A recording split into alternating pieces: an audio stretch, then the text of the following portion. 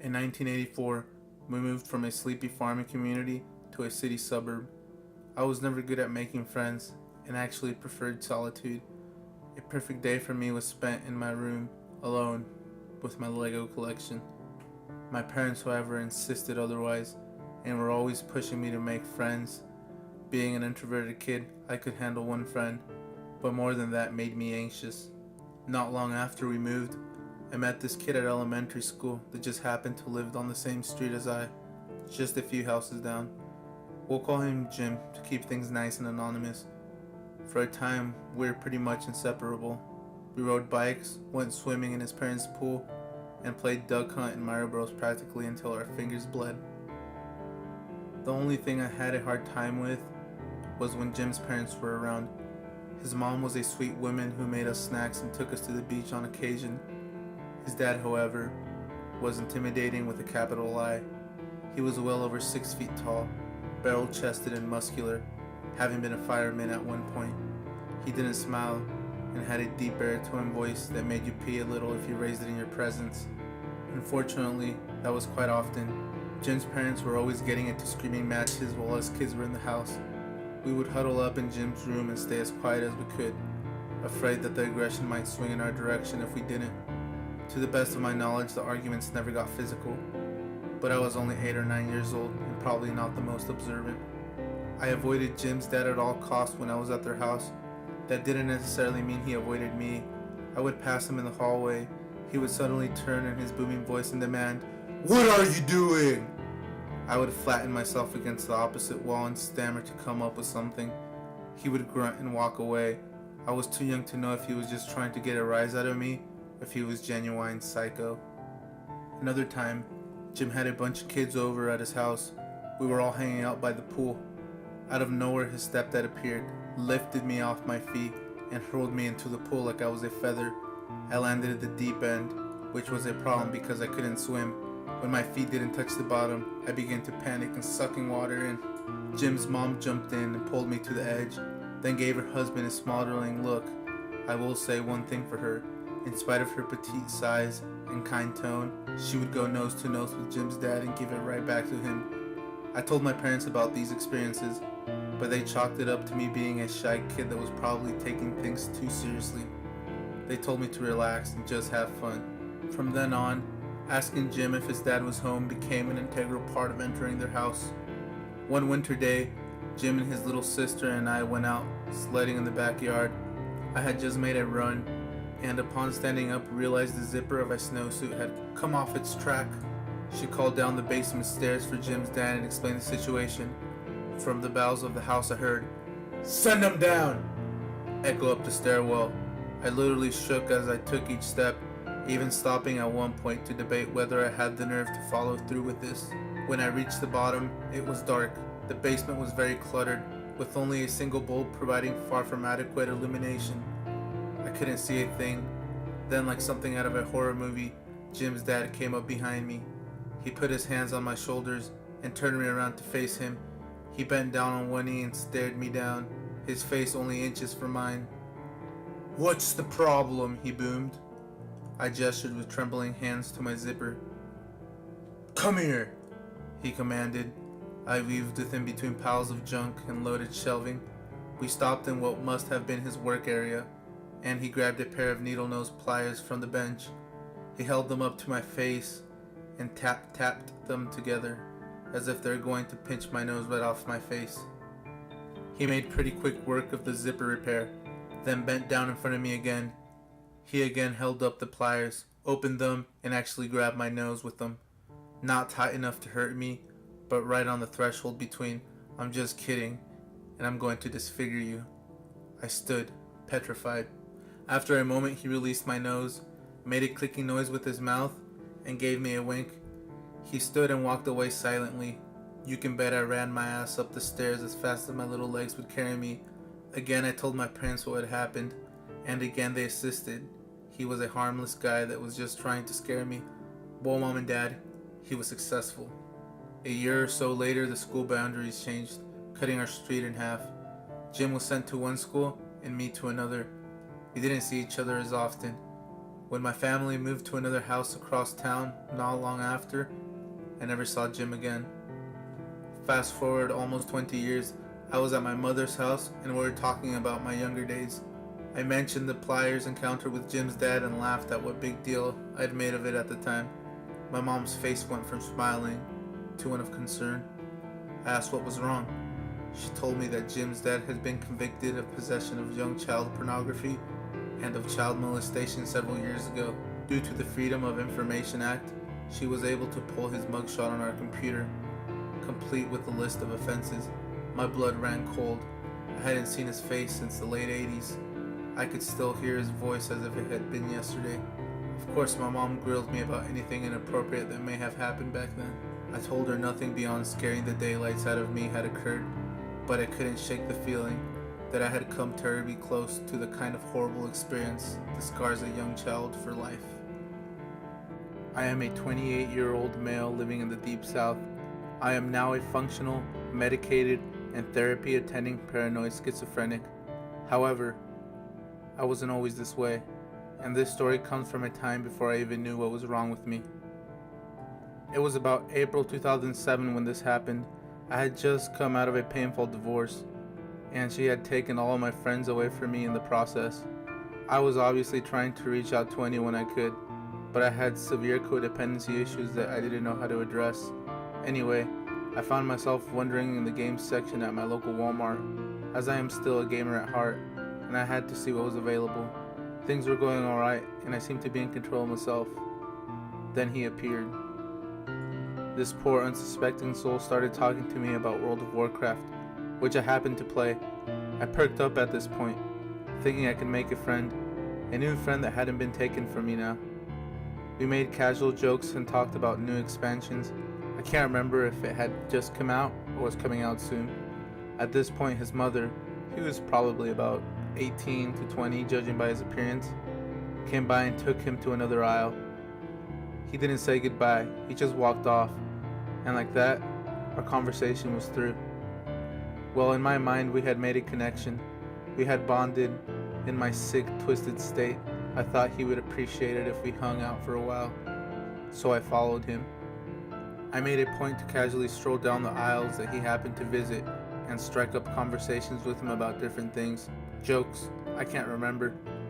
I could tell he was getting creeped out by the third time I had done this. He started getting this deer in the headlights look every time he saw me, and it was starting to become a horror story. Through my eyes, it was perfectly natural. At some point, however, his fight or flight must have kicked in, because when I appeared, as soon as I opened my mouth to speak, he screamed, "Leave me alone!"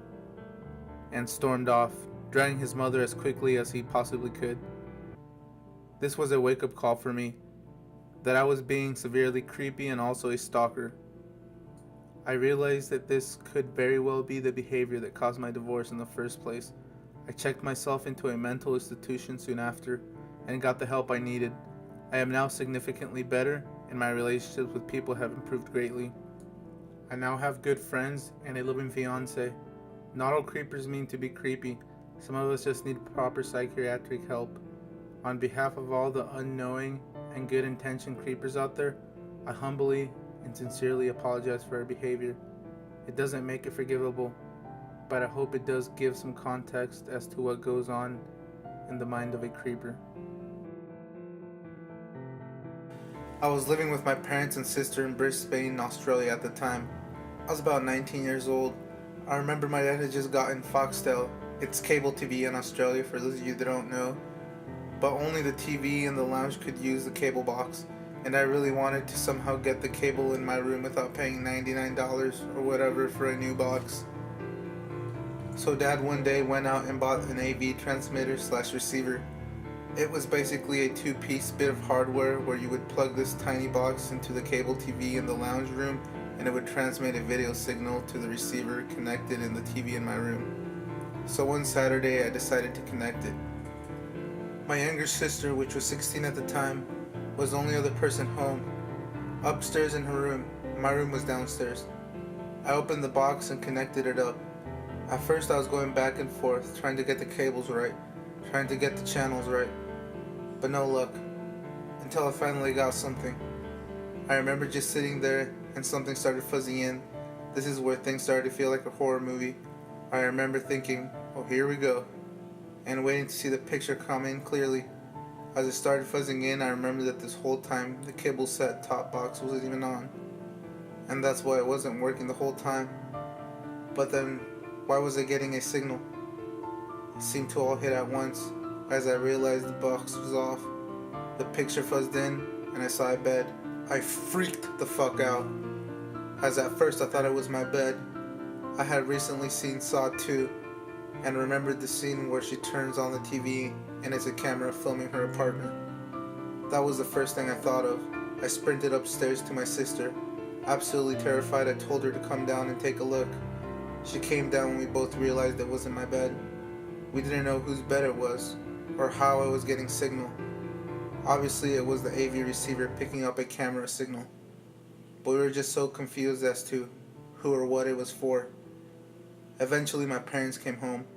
We concluded it must be a neighbor or someone living close by for us to receive the signal. We waited around until 6 p.m. and then someone came into the room. My dad recognized it as one of the neighbors. We still didn't know what the camera was for, but we assumed it had something to do with fidelity. Either his wife or he had set it up to watch the other to see if they were cheating.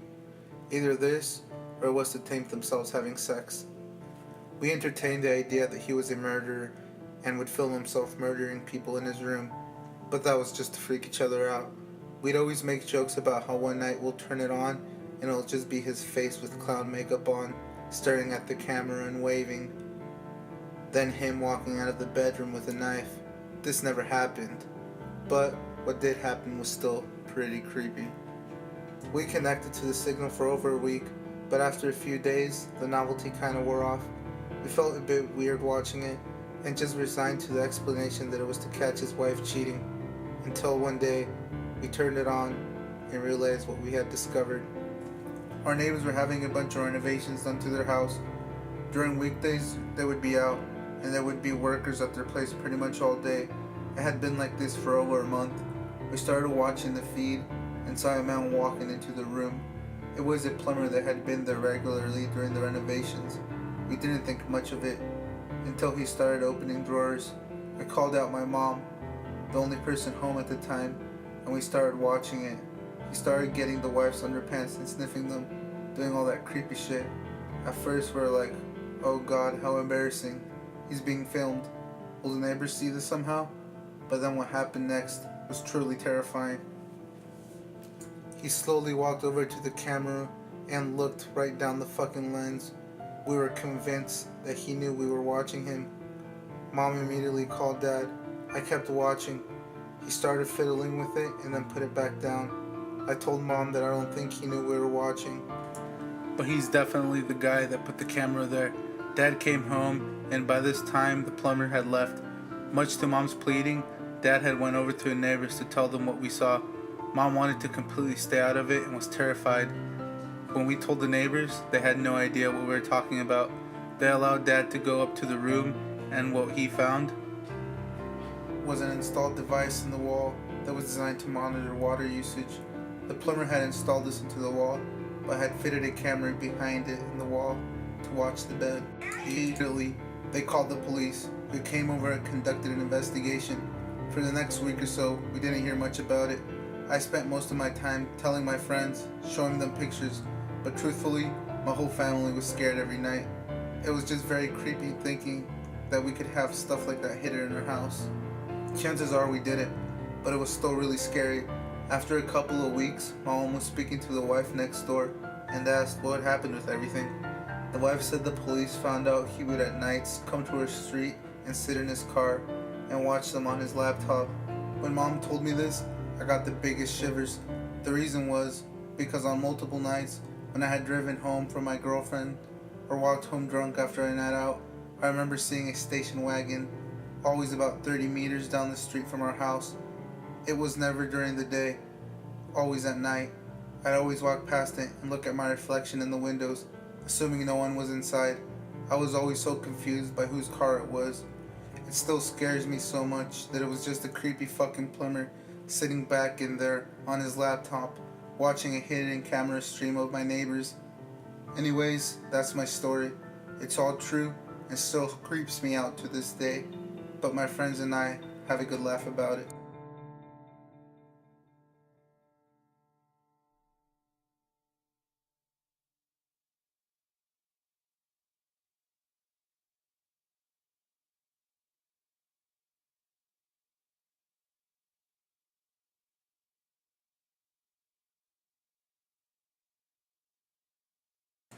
Well, guys, that's it. I know my narrating is still very amateurish and my editing is pretty bad.